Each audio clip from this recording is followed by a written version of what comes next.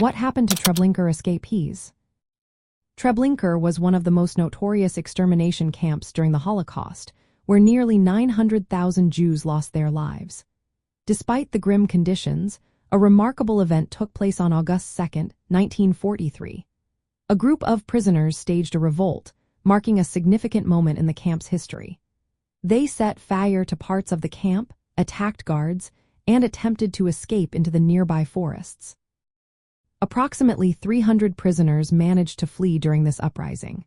However, the journey to survival was fraught with challenges. Estimates suggest that only between 20 and 90 of these escapees survived the war. Many sought refuge among the local Polish population or hid in the forests until the Soviet Red Army arrived. Some escapees were fortunate to find shelter with sympathetic Polish families. These individuals provided food and sometimes a safe place to stay. However, not all encounters were positive.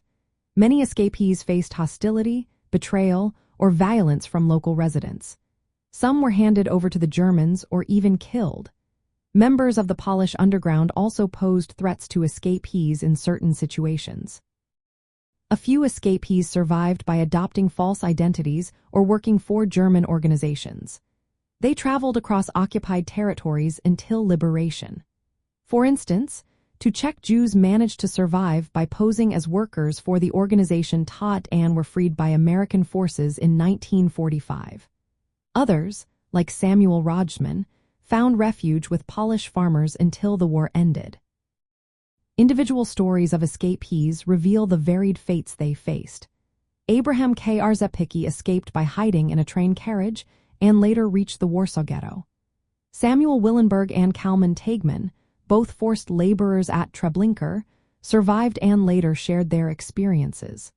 Some survivors struggled with the psychological aftermath of their experiences.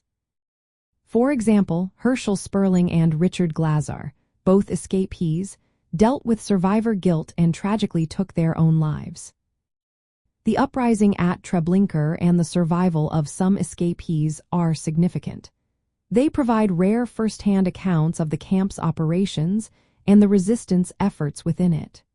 The revolt ultimately led to the camp's closure shortly afterward, marking an end to its function as a killing center. While most Treblinka prisoners were murdered, a small number escaped during the uprising or through other means. Their survival often depended on a mix of courage, resourcefulness, and the willingness of some locals to assist them, despite the risks involved.